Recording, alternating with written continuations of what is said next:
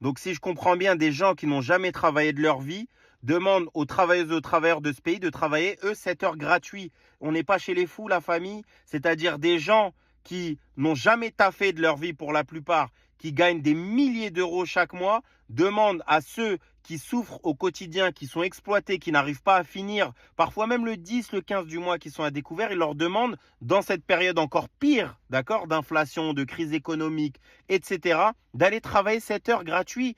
Pire encore, les amis, quand il y a 6 millions de chômeurs, c'est-à-dire il y a 6 millions de personnes dans ce pays qui disent, nous, on aimerait bien travailler, on aimerait bien avoir un emploi, on aimerait bien partager le temps de travail. Et eux, ils te disent, bah, ceux qui ont déjà un travail, vous allez maintenant travailler en plus 7 heures gratuits. Les amis, on n'est pas chez les fous, sérieusement, mais vous savez, les sénateurs, on travaillera 7 heures gratuits. Le jour où votre salaire à vous, là où vous touchez des milliers d'euros, eh ben, ça sera un salaire équivalent à celui des travailleuses et travailleurs de ce pays. Vous savez, entre 1500 et 2000 euros en moyenne. Le jour où vous accepterez de réduire vos indemnités sénatoriales au salaire moyen des travailleuses de ce pays et des travailleurs de ce pays, là, nous, on travaillera 7 heures gratuits. On en fera même 2 de plus si vous voulez. Mais c'est quoi la prochaine étape, la famille? C'est quoi? C'est le travail forcé? C'est le retour du travail pour les enfants dès l'âge de 6 ans, 8 ans, etc. Enfin, mais on est chez les fous. Eh, les amis, je vous le dis, hein, sérieusement, il faut en finir avec le Sénat, d'accord? Vous n'avez pas remarqué, le Sénat,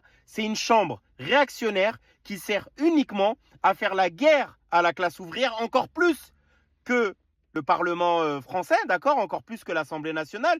Eux, ils durcissent les choses déjà dures. C'est-à-dire, tu as une loi contre l'immigration. Eux, ils arrivent à la durcir encore plus. C'est-à-dire, ils disent, ah ben, nous, on pense aussi que les immigrés, ils doivent pas avoir le droit aux prestations sociales. La retraite à 64 ans, ils ont dit, non, on est pour la retraite à 67 ans. Et on est pour réduire les pensions de retraite, etc., etc. C'est-à-dire, c'est une chambre où des mecs qui souvent ont 70, 80 balais, n'ont jamais taffé de leur vie, ils touchent, je crois, 7000 euros par mois.